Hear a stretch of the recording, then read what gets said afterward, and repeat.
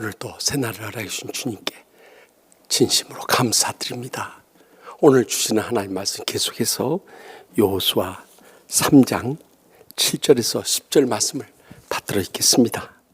여호와께서 여호수아에게 이르시되 내가 오늘부터 시작하여 너를 온 이스라엘의 목전에서 크게 하여 내가 모세와 함께 있었던 같이 너와 함께 있는 것을 그들이 알게 하리라.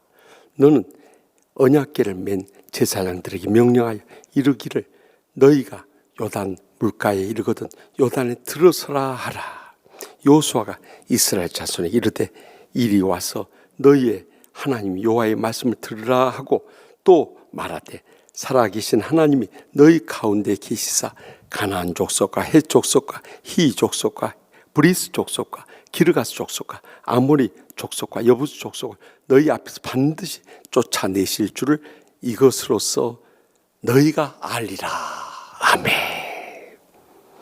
이스라엘 백성들이 이제 가나안 땅을 점령해 나가는데 요단 강이 그들을 가리고 있었습니다. 사실 이스라엘 백성들에게 있어서 애굽은 죄악 세상이었습니다. 출애굽하는 것은 그들에게 구원의 문이 열려진 것입니다. 광야 세월은 그들의 연단의 과정이었습니다. 요단강에서는 자아가 죽는 영적인 경험을 하게 된 것입니다. 그로 인해서 가나안에 이 천국의 축복과 행복의 감격의 길이 열려지게 되었던 것입니다. 이 요단강을 건너는 것은 육신의 죽음으로만 생각할 수 없습니다. 그것은 영적인 죽음이 이루어져야 되는 것입니다. 내가 죽어지지 않고는 이런 영적인 가나안의 천국의 축복과 행복의 감격을 누릴 수가 없기 때문입니다. 그런데 그들이 영적인 이런 복을 누리고 가는데 이 요단이라는 과정을 겪어야 했던 것입니다. 그렇다면 오늘 본문 7절의 말씀부터 보십시다. 여호와께서 여호수아에게 이르시되 내가 오늘부터 시작하여 너를 온 이스라엘의 목전에서 크게 하여 내가 모세와 함께 있었던 같이 너와 함께 있는 것을 그들이 알게 하리라 하신 것입니다. 우리는 흔히 신앙생활을 내 힘으로 하는 줄로 생각합니다. 그러니까 수고하고 지치고 힘들고 낙심되기 쉬운 것입니다. 그것은 율법적인 신앙생활인 것입니다. 진정으로 복음 안의 신앙생활은 주님께서 내 삶 가운데 어떻게 살아 역사하는가 믿음의 눈으로 목격하는 삶입니다. 이스라엘 백성들이 홍해 그 엄청난 장애물이 있을 때 모세를 통해서 주님께서 말씀하신 거예요. 출애굽기 14장 13절에서 14절 말씀 가운데 잘 나와 있습니다.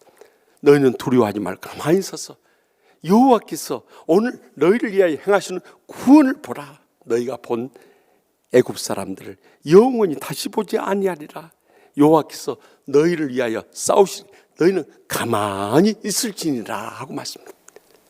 복음 안의 삶은 성령님께서 내 삶 가운데 어떻게 예비하시고요, 어떻게 인도하시고요, 어떻게 역사하시는가 온전히 드려지는 삶인 것입니다. 그러면 주님의 손에 붙잡힌 바 되어서 모든 삶이 펼쳐지기 때문에 얼마나 쉽고 즐겁고 행복하고 축복된 삶인지 모릅니다. 근데 많은 사람들이 율법적인 신앙생활 하니까 신앙생활 하면 할수록 지치고 힘들고 앞이 캄캄하고 나중에는 더 이상 감당 못해 나가 떨어져 버리는 것입니다. 그것은 내 자아에 의한 신앙생활을 하기 때문에 내가 그리스도와 함께 죽어지고 성령님이 살아 역사하도록 내 자신을 드려주는 신앙생활을 해보십시오. 그러면 그때 우리 마음속에 울려지는 찬양이 주와 같이 길 가는 것 즐거운 일 아닌가, 이런 기쁨의 찬양과 영광과 행복의 감격이 차고 넘치게 될 줄 믿으시기 바랍니다. 그런데 그 다음에 중요한 사실이 본문 8절 가운데 나옵니다. 너희는 언약궤를 맨 제사장들에게 명령하여 이르기를 너희가 요단 물가에 이르거든 요단에 들어서라 하라고 말씀합니다. 먼저 제사장들이 먼저 그 요단 물속으로 뛰어든 것입니다. 많은 때 우리가 목사, 장로, 권사, 집사 하는 것을 인간적인 명예나 권위나 세상적인 감투로 생각해서는 절대 안 되는 것입니다. 우리가 집사보다 권사, 권사보다 장로, 장로보다 목사가 더 힘든 이유가 바로 거기에 있는 것입니다. 더 무거운 십자가를 지고 내가 삶에 모범이 되지 않고 감동이 되지 않으면 어떤 사람들의 마음도 움직일 수 없고 그들의 사랑도 존경도 받을 수가 없는 것입니다. 그래서 목사, 장로, 권사, 집사 하기가 어려운 것입니다. 주님께서 내게 맡기신 십자가이기 때문입니다. 그래서 저는 목회를 하면서 베드로전서 5장 3절에서 4절 말씀을 늘 가슴속 깊이 되새깁니다.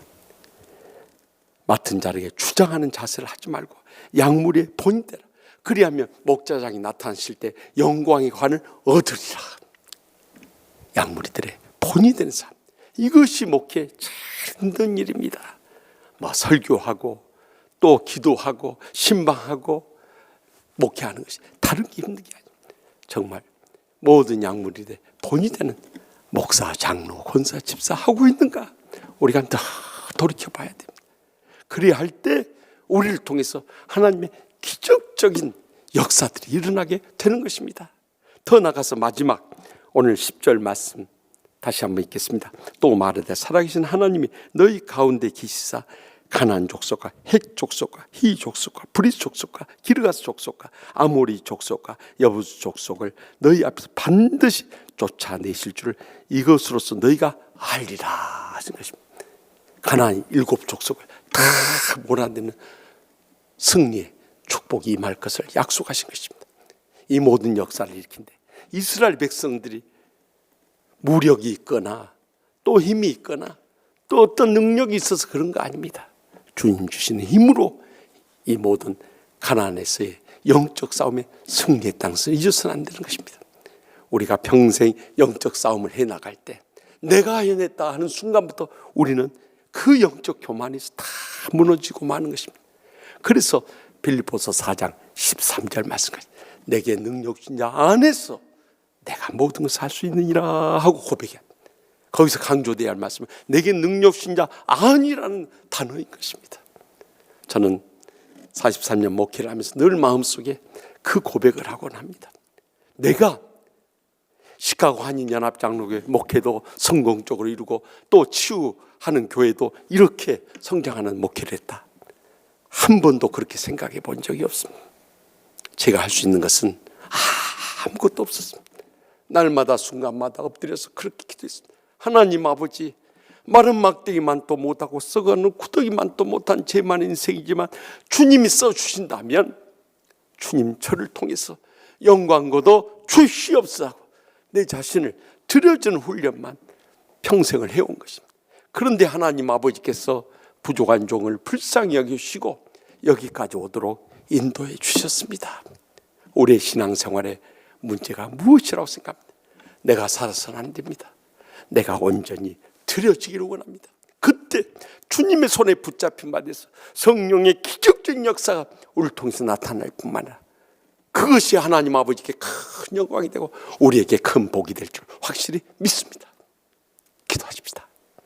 이 시간 계속해서 기도하실 때 끊임없이 우리를 무너뜨리고 달려드는 이 사탄의 세력들에 대해서 특별히 이 코로나19에 대해서 우리가 다 이겨내게 하시고 또 신천지 이단 다 뿌리 뽑히시고 중국 성교의 문이 열리시고 이번 기회에 세계 열방이 하나님의 살아계심을 믿고 주님 품에 들어와서 가나안 영적 전쟁의 승리의 역사가 우리 가운데 있게 해달라고 계속해서 우리 5가지 기도 제목 올렸고 주여 세 번입니다. 통성으로 뜨겁게 부르짖겠습니다.